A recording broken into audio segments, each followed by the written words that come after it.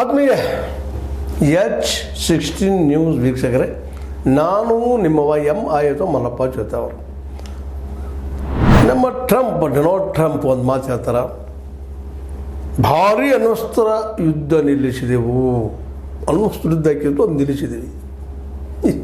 ಯಾವ ಗ್ರೌಂಡ್ ಮೇಲೆ ಮಾತಾಡ್ತಾ ಇದ್ದಾರೆ ಇವರು? ಒಂದು ವಿಶ್ವದ ಬಲಿಷ್ಠ ನಾಯಕ ಸಿಲ್ಲಿಯಾಗಿ ಮಾತಾಡ್ತಾರಲ್ರಿ ಇವರು. ಅಣ್ವಸ್ತ್ರ ದಾಳಿಯನ್ನು ಒಂದು ವೇಳೆ ಪಾಕ್ ಮಾಡಿದ್ರು ಅದು ಗೆಲ್ಲಕ್ಕೆ ಸಾಧ್ಯತೆ, ಅದರ ವ್ಯಾಪ್ತಿ ಏನು ಎಂತು ಚರ್ಚೆ ಆಗಬೇಕಲ್ಲ. ಯಾವುದಾದ್ರೂ ಅಷ್ಟು ಸಹಜವಾಗಿ ಅಣ್ವಸ್ತ್ರಗಳಂಥ ದೇಶಗಳು ಯುದ್ಧಕ್ಕೆ ಸಜ್ಜಾಗ್ತಾ ಇದ್ವು. ಯಾಕೆ ಎಂತೆಂಥ ಯುದ್ಧಗಳಾಗಿ ಹೋಗಿದ್ದಾವೆ. ಇರಾಕ್ ಮಧ್ಯಲಾಗಿರ್ಬೋದು, ಮತ್ತೊಂದರ ಮಧ್ಯಲಾಗಿರ್ಬೋದು, ಅಮೇರಿಕಾ ಇರಾಕ್ ಮೇಲೆ ಮಾಡಿದ್ದಂಥ ದಾಳಿಗಳಲ್ಲಾಗಿರ್ಬೋದು, ಸ್ವತಃ ರಾಸಾಯನಿಕ ಶಸ್ತ್ರಾಸ್ತ್ರಗಳ ಸಹಿತ ಪ್ರಯೋಗ ಮಾಡಲಿಕ್ಕೆ ಆಗಲಿಲ್ಲ ಅನ್ನೋದನ್ನು ನಾವು ಇತಿಹಾಸ ಪುಟಗಳಲ್ಲಿ ನೋಡ್ತಾ ಇದ್ವಿ.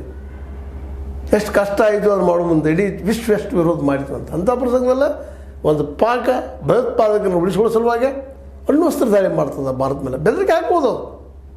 ಮತ್ತು ಅದಕ್ಕೆ ಸರಿಯಾದ ಉತ್ತರವನ್ನು ನಮ್ಮ ಪ್ರಧಾನಿಯವರು ಕೊಟ್ಟಿದ್ದಾರೆ. ಇಂಥ ಗೊಡ್ಡೆ ಬೆದರಿಕೆ ಅಂಜುವುದಿಲ್ಲ ಅಂತೇಳಿ. ಗೊಡ್ಡೆ ಬೆದರಿಕೆಗಳೆಲ್ಲ ಅಷ್ಟು ಸುಲಭ ಮಾತಲ್ಲ. ಒಂದು ವೇಳೆ ಆದ್ರೆ ಅನ್ನೋ ವಿಚಾರ ಬಂದಾಗ ಅಷ್ಟು ಸುಲಭವಾಗಿ ಆಗಲಿಕ್ಕೆ ಸಾಧ್ಯನೇ ಇಲ್ಲ. ಇದು ಒಂದು ದೊಡ್ಡ ಇಶ್ಯೂ ಅಲ್ಲ. ಯಾಕೆಂದರೆ ಆಲ್ರೆಡಿ ಅತ್ಯಂತ ವಿಶ್ವಸನೀಯ ಮೂಲಗಳಿಂದ ಹೇಳೋದೇನಪ್ಪ ಅಂತಂದರೆ, ಭಾರತದ ಸೈನ್ಯ ಅತ್ಯಂತ ಸಮರ್ಥ. ಎದ್ರ ಮುಂದೆ? ಪಾಕಿಸ್ತಾನ ಮುಂದೆ. ಹೌದು, ಚೈನಾ ಸಪೋರ್ಟ್ ಮಾಡ್ತಾ ಇತ್ತು. ಚೈನಾ ವಿದೇಶಾಂಗ ಮಿನಿಸ್ಟರ್ ಇದ್ದಾರೆ, ಅವ್ರ ಹಿಂದೆ ಬಂದು ನಿಂತರು.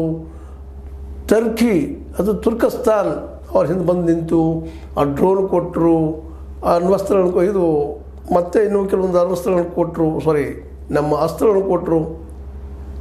ಅದು ನಾನು ಹೇಳೋ ಉದ್ದೇಶ ಏನಪ್ಪ ಇಲ್ಲ ಅಂತಂದ್ರೆ, ಯಾವುದೇ ಅಸ್ತ್ರ ಕೊಡಲಿ ಅಣ್ವಸ್ತ್ರ ಪ್ರಯೋಗ ಮಾಡೋದು ಅಷ್ಟು ಸುಲಭದ ಕೆಲಸ ಅಲ್ಲ.